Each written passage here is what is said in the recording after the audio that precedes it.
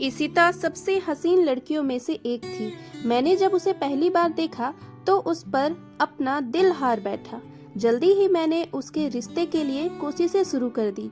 इशिता के माँ बाप ने ज्यादा देर नहीं लगाई और हाँ कर दी, मगर इशिता की कुछ शर्तें थी जो मुझे बाद में मालूम हुई। ये शर्त तो यह थी कि शादी का फंक्शन सुबह 8 बजे होगा। बाकी शर्त के बारे में नहीं जानना चाहता था, लेकिन उसने यह बात कही कि शादी के पहले उन शर्तों को जानना बहुत जरूरी है। मगर मैं इशिता के इश्क में इस कदर पागल था कि मैंने उसकी किसी भी शर्त को इसका सीरियसली नहीं लिया। मेरी शादी उस लड़की से हो रही थी जिससे मैं प्यार करता था, और मैं जानता था कि मैं इशिता से शादी करके कभी नहीं पछताऊंगा। 14 फरवरी के पहले संडे को मेरी शादी इशिता से तय हो गई। इशिता को पाने का नशा ही अलग था। मैं आने वाले दिनों का सोच सोच कर फूला नहीं समा रहा था। शादी संपन्न होने के बाद रात के 3 बजे इशिता विदा होकर मेरे घर आ गई थी। उसको देखने के लिए मेरा दिल तड़प रहा था। मैंने मुंह दिखाई में उसे कीमती तोहफा दिया। उसका शुक्रिया अदा कर ही रहा था कि वह बोली, पहले मेरी शर्त सुन ले। अगर आपको मंजूर है तो ठीक है, अगर आपको मंजूर नहीं हो तो अभी इसी वक्त मुझे तलाक दे दीजिए। इशिता के मुंह से पहली रात को तलाक का शब्द सुनकर मेरे दिल को कुछ होने लगा। मैंने दिल ही दिल में सोचा, औरत होकर तलाक की बात कैसे कर सकती है। तब इशिता ने बात आगे बढ़ाई और कहा, मेरी शर्त बहुत आसान सी है। वह यह है कि तुम रात को मेरा चेहरा कभी नहीं देखोगे, चाहे तुम्हारा जितना भी दिल चाहे, मगर मैं तुम्हें रात को अपना चेहरा नहीं दिखाऊंगी। बाकी तुम्हारी हर बात मानूंगी, जो तुम कहोगे वैसा ही होगा। लेकिन एक बात मेरी मानी जाएगी कि रात को तुम कभी मेरा चेहरा नहीं देखोगे, ना ही रात के वक्त किसी से मिलूंगी। अंधेरा होते ही तकरीबन रात के 9 बजे के कमरे में चली जाऊंगी। तुम चाहो तो रह सकते हो, अगर चाहो तो बाहर घूम फिर सकते हो। तुम्हें यह पाबंदी नहीं है कि तुम भी मेरे साथ रहो। इशिता ने अपनी बात पूरी की तो मैंने कहा, इशिता, यह कैसी अजीब सी शर्त है। अगर तुम मुझे इसकी वजह बता दोगी तो मैं तुम्हें कभी भी रात को तुम्हारा चेहरा देखने पर मजबूर नहीं करूंगा। लेकिन इशिता, बिना किसी वजह के मैं तुम्हारा चांद सा मुखड़ा रात को क्यों नहीं देख सकता। मैंने रोमांटिक अंदाज में कहा। मुझे लगा कि इशिता की यह अदाएं हैं, मगर वो तो सीरियस थी। बोली, अगर तुमने रात को मेरा चेहरा देखा तो सुबह तक मैं तुमसे तलाक ले लूंगी। उसकी इसी बात ने मुझे गमगीन कर दिया। मेरे होशो हवास गायब हो गए। मैंने कहा, ठीक है, तुम जैसे हसीन लड़की का मिल जाना ही मेरे लिए किस्मत की बात है। तुम कहोगी तो रात, तुम कहोगी तो दिन, मैं कभी तुम्हारा चेहरा नहीं देखूंगा। हाँ, ये जज्बाती कदम था और मुझे शादी के पहले हफ्ते में ही मालूम हो गया कि उसकी शर्त की कीमत चुकाना कितना मुश्किल है। मुझे जब भी कहीं बाहर जाना होता, रात को डिनर करना होता या दोस्तों ने मुझे खाने पर बुलाया होता, इशिता मेरे साथ मौजूद नहीं होती। धीरे धीरे यह बात सब तक फैलने लगी कि रवि की बीवी रात को बाहर नहीं निकलती। कुछ लोगों ने तो उसे इशिता की शराफत समझा, जबकि कुछ ने अजीबोगरीब किस्से करने शुरू कर दिए। लेकिन इस बात से मैं बहुत तंग आ गया था। एक हफ्ता निकल गया। इशिता ने अजीब हरकत शुरू कर दी। उसने हमारे कमरे का बल्ब खराब कर दिया, उतारकर बाहर फेंक दिया। मैंने कहा, ईशिता, यह क्या हरकत है? बोली, ऐसा इसलिए कर रही हूँ कि कहीं रात के वक्त गलती से तुम लाइट ऑन कर बैठो और मेरा चेहरा ना देख लो। ईशिता की बात सुनकर मेरा तो शक बढ़ता जा रहा था कि आखिर उसके चेहरे में ऐसा क्या है जो रात के वक्त नहीं देख सकता। लेकिन हम दोनों में जो वादा हुआ था मैं उस पर अटल था। उस रात मैंने देखा ईशिता बहुत बेचैन थी। वह बार बार अंदर बाहर जाती और कभी अपने मुंह पर हाथ रखकर प्रार्थना करती। मैं समझ नहीं पा रहा था कि उसकी बेचैनी का क्या माजरा है। उस वक्त मैंने उसे कुछ नहीं कहा, लेकिन मैं जान गया था कि ईशिता की बेताबी तो कोई वजह है। हर वक्त किसी का इंतजार करती रहती है। उसकी निगाहें फोन पर लगी रहती है और जैसे ही फोन आता है हल्की आवाज में बात करने लगती है। हम दोनों के बीच शक जैसी कोई बात नहीं थी, लेकिन मैंने कभी उसका फोन सुनने की कोशिश नहीं की। मगर एक दिन ईशिता की बात करने के बाद उसके फोन के अंदर मैंने एक ऐसा चीज देखा। वह किसी और से फोन पर बात कर रही थी। वह उसके मायके वाले का फोन नहीं था, बल्कि वह किसी और आदमी से बात कर रही थी। ईशिता ने आखिरी बार जब फोन पर बात की तो मैंने एक मर्दाना आवाज सुनी थी, जिससे अंदाजा हो रहा था कि ईशिता किसी गैर आदमी से बात करती है। उससे मेरी जिंदगी का सुकून चैन लूट लिया। वो खूबसूरत तो थी, मगर खूबसीरत नहीं थी। मैंने सोचा कि अब ईशिता के बात करने के बजाय अपने मामले की तह तक पहुंचने की कोशिश करूंगा और जल्द ही ईशिता को रात के वक्त देखूंगा, ताकि मुझे समझ आ जाए कि मामला क्या है। एक दिन मैं जरा रोज से जल्दी आ गया। उस दिन ईशिता फिर टहल रही थी। उसकी बेचैनी उसी के चेहरे में देखी जा सकती थी। एकदम मुझे अंदर आता देखकर हैरान हो गई कि रात को 8 बजे आते हैं, आज आप क्यों जल्दी आ गए? उसकी हैरानी देखकर मुझे गुस्सा आया। क्यों तुम मेरे जाने के बाद ऐसा क्या करती हो कि मेरे आने से तुम्हें इस कदर हैरानगी हो रही है? मैंने गुस्से में पूछा। नहीं नहीं, ऐसी कोई बात नहीं है, ईशिता ने बात संभालते हुए कहा। उसी वक्त दरवाजे पर बेल बजी। मैंने शक की निगाहों से ईशिता की तरफ देखा। ईशिता का रंग जैसे नीला पड़ गया। मैंने दरवाजा खोला तो सामने एक आदमी खड़ा था जो पुलिस की वर्दी में था।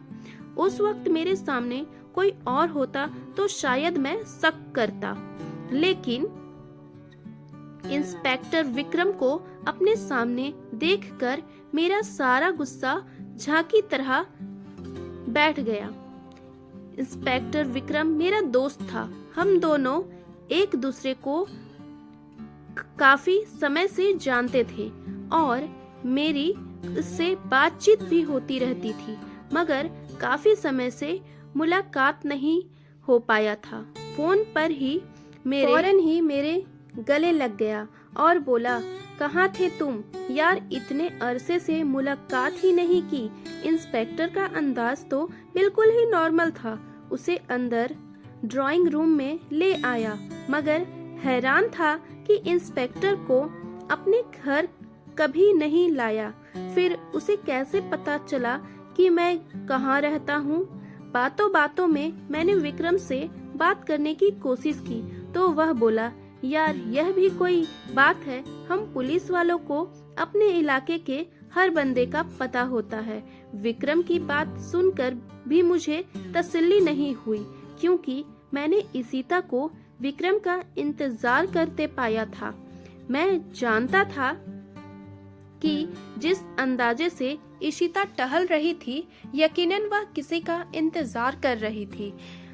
इत्तेफाक से वह आदमी विक्रम निकला तो विक्रम ने मुझसे मिलने का बहाना कर लिया। अब बात मेरी समझ में कुछ कुछ आ रही थी, मगर मैं जानना चाहता था कि अपने विक्रम और ईशिता के बीच चल क्या रहा है। इसीलिए मैं ईशिता पर ज्यादा शक करना छोड़ दिया।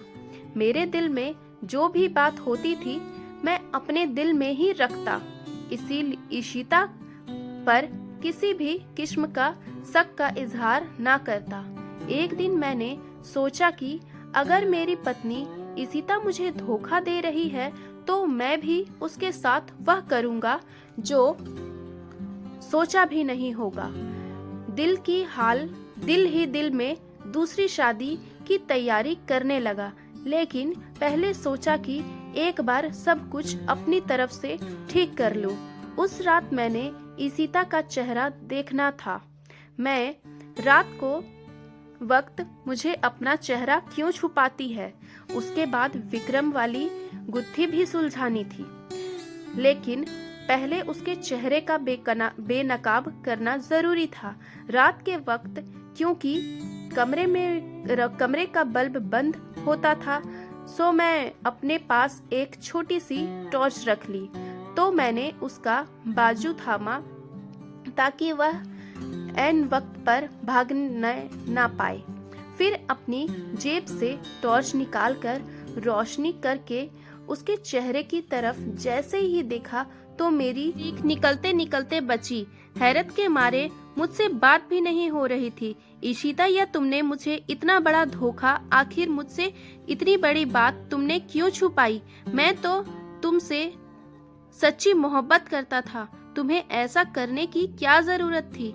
मैंने नफरत से ईशिता की तरफ देखा। उसके चेहरे की रौनक एकदम बदल गई थी। मैं आपको सब कुछ बता दूंगी, भगवान के लिए मेरी बात सुनिए।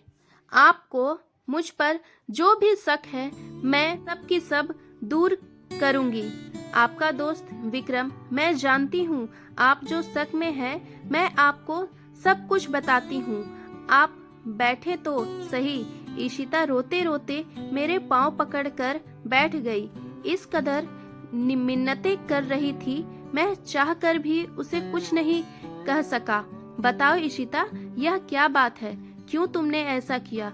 विक्रम ने तुम्हारा क्या ताल्लुकात है? अब बड़े आराम से उससे कह रहा था, क्योंकि मैं सोच लिया था कि अगर यह औरत मुझे धोखा दे रही है तो मैं दूसरी शादी कर लूंगा। उसे वह दुख दूंगा, जिंदगी भर भूल नहीं पाएगी। तब ईशिता ने जो बात सुनाई उसे सुनकर मेरा दिल भी गमजदा हो गया। आप तो जानते हैं हमारा घराना किस कदर मॉडर्न है। मैंने भी जब होश संभाला तो अपनी मम्मी पापा को अपने से दूर ही पाया। वह मुझे नौकर और नौकरानी के भरोसे छोड़ दिया करते थे, खुद अपनी नौकरियां और कामों में निकल जाते थे। जब मम्मी ने कोई बात करती तो वह मुझे पैसे की गड्डी थमा देती या फिर शॉपिंग करवाने ले जाती। मुझे तो ममता की जरूरत थी, ना कि उनके पैसों की प्यासी थी। मगर माँ ने देखा उस रुपए ने मेरी अंदर बहुत सारी मायूसी पैदा कर दी। पहले तो मैं अपने नौकर और नौकरानी से दोस्ती करती, मगर फिर जब वह एहसास हुआ कि वह तो सिर्फ मेरे पैसों की अहमियत को समझते हैं, मेरे जज्बात की कदर नहीं करते हैं, तो मैंने नौकर और नौकरानी से बातें करना छोड़ दी। अब मैं भरपूर मायूसी से आ गई थी। मेरी माँ ने मुझे कभी भी अपने ऑफिस आने की इजाज़त नहीं दी थी। हमेशा यही कहती थी कि मेरे ऑफिस आने से पहले मुझे बता देना, क्योंकि मेरे 1000 काम होते हैं, मैं तुमसे बात नहीं कर पाऊंगी। पापा भी अपने काम में बिजी रहते, मगर उस वक्त मेरा दिल बहुत मजबूर होता था। मैं उदास थी। सोचा अगर मम्मी को फोन करूंगी तो देर हो जाएगी। मैंने गाड़ी निकाली और मम्मी के ऑफिस चली गई। मगर जैसे ही ऑफिस के दरवाजे से अंदर घुसी तो अंदर का नज़ारा देखकर मेरा दिल बुझ गया। मैं अपनी मम्मी के बारे में ऐसा सोच भी नहीं सकती थी, मगर मेरी मम्मी इस कदर रोशन ख्याल को हो चुकी थी कि वह अपने शर्मो हया को भी भूल चुकी थी। इस एक लम्हे ने मेरे अंदर बगावत पैदा कर दी। मुझे उन बातों से सख्त नफरत महसूस हुई जो लोगों को भले के पाठ पढ़ाती है और खुद उनका किरदार किस कदर भयानक होता है यह कोई सोच भी नहीं सकता। माँ से नफरत हुई तो मेरी शख्सियत भी बदल गई। मैं नाइट क्लब में जाने लगी, ऐसे बनकर जाती कि हर कोई मेरी तरफ खींचा चला जाता। लेकिन मैं उस समय खुश नहीं थी, मगर फिर भी ना जाने क्यों मुझे तसल्ली मिलती कि मैंने अपनी माँ से बदला ले लिया। हालांकि मैं खुद को नुकसान पहुंचा रही थी। अब मैं रात को देर तक घर से बाहर रहती। मम्मी पापा को कोई खबर नहीं थी कि उनकी बेटी क्या कर रही है और मैं इन सब चीज़ों में बिल्कुल डूब चुकी थी। एक रात मैंने इस कदर नशा कर रखा था कि ऐसे वक्त में लड़कियां अपनी इज्जत खो बैठती है, मगर मैं उस मामले में खुशकिस्मत थी। सुबह जब मेरी आंख खुली, धड़कते दिल के साथ अपने पहलू में देखा तो बिस्तर पर कोई भी नहीं था। मैंने एक अकेले कमरे में लेटी हुई थी। कमरे की सजावट से अंदाजा हो रहा था कि किसी मजहब इंसान की रिहायशी कमरा है। और फिर जब वह लड़का मेरे सामने आया, वहाँ तो मेरा ख्याल सच साबित हुआ। उसके चेहरे पर दाढ़ी सजी, जबकि वह एक नौजवान लग रहा था। मुझे देखकर उसके नजरें नीचे कर ली। कहने लगा, कल रात मैं अपनी एक मजबूरी की वजह से नाइट क्लब गया था। वहाँ पर मुझे कुछ काम था। वहाँ मैंने आपको बेहोश पाया तो आपका ख्याल करते हुए अपने घर ले आया। उम्मीद है कि आप ठीक होंगे। चले, मैं आपको आपके घर छोड़ाता हूँ। नौजवान पर मुझे अब तो गुस्सा आया। फिर उसका हुलिया ऐसा था कि मुझे उससे और भी नफरत महसूस होने लगी। उस दिन तो वह मुझे घर छोड़कर चला गया। मुझे उससे बिल्कुल भी कोई हमदर्दी नहीं थी, ना ही मैंने उसका शुक्रिया अदा किया। वजह कि उसके हुलिया था जिससे मेरी माँ ने हमेशा नफरत की थी, और ऐसे ही नफरत मेरे दिल में भी उन दाढ़ी वालों के लिए मौजूद थी। मगर उस आदमी ने मेरा पीछा नहीं छोड़ा। वह बार बार मेरे पीछे आता और कहता, मैं तुमसे मोहब्बत करता हूँ। मेरी सहेलियों ने जब यह बात देखी तो वह बोली कि तुम उसे अपनी जान क्यों नहीं छुड़ाती? यह तो हर वक्त तुम्हारा पीछे आता है, तुम्हें तंग करता है। मगर ऐसा ही होता रहा, बाकी लड़के तुमसे डरना शुरू कर देंगे। तुम उसका हुलिया तो देखो, कितना खतरनाक लगता है। अपनी सहेलियों की बात सुनकर मैंने उस लड़के को सबक सिखाने का सोचा। लड़के का नाम रिंकू था। एक दिन उसने मुझे बात करने की कोशिश की तो मैंने कहा कि शाम को बहादुरी का नमूना दिखाना है और मेरी सहेली के सामने खुद को साबित करना हो सकता है कि तुम्हारा काम बन जाए। मेरी बात सुनकर वह बहुत खुश हुआ। अगली रात जब मैं नाइट क्लब से निकल ही रही थी तो वह मुझे मेरे सामने ही दिखाई दिया। अकीदत से झुकी हुई नजरें, वह मेरे मोहब्बत में वहाँ आया था। मैंने पुलिस को बता रखा था कि एक आदमी रोजाना मुझे परेशान करता है। मैंने उसी वक्त कॉल मिलाई और पुलिस 2 मिनट के पास ले से ही चलकर हमारे पास आ गई। उन्होंने लड़के को हथकड़ियां लगाई और पुलिस गाड़ी में बिठाकर ले गई। मैं अपनी सहेलियों को साथ खिलखिलाकर हंसने लगी। मुझे अंदाजा नहीं था कि वह इस कदर बेवकूफ निकला। बहरहाल उसको थाने पहुंचाकर मेरे दिल को सुकून मिला। मगर फिर अगले ही दिन सहेलियों ने भड़काने पर उसकी हालत मालूम कर लूं।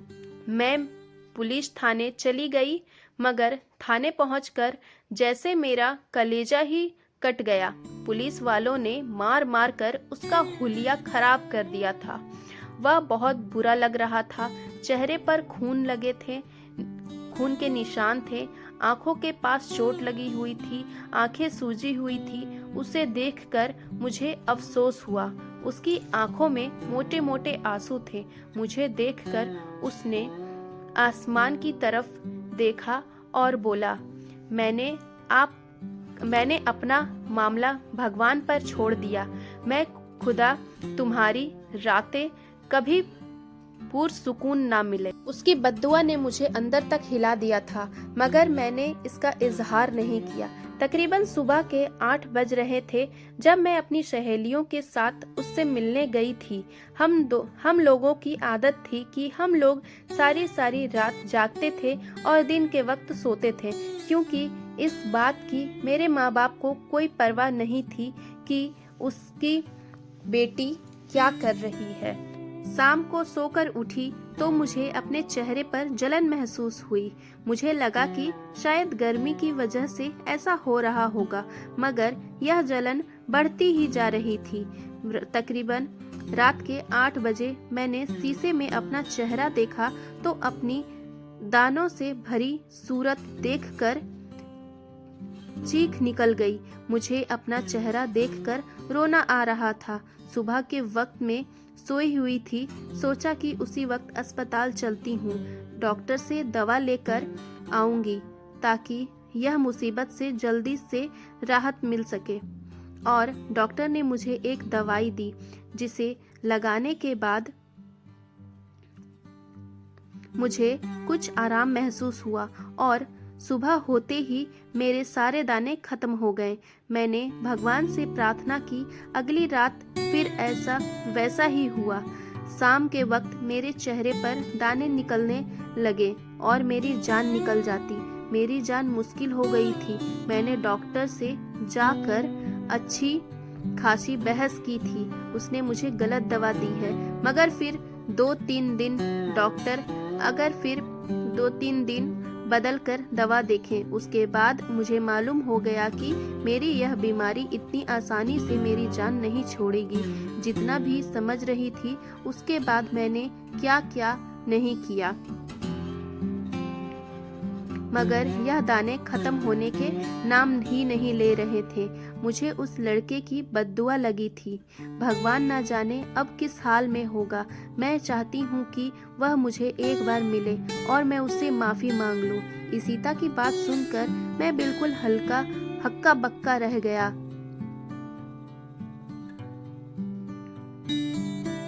इशिता इस कदर तेज लड़की होगी, मैं तो कभी सोचा भी नहीं सकता था।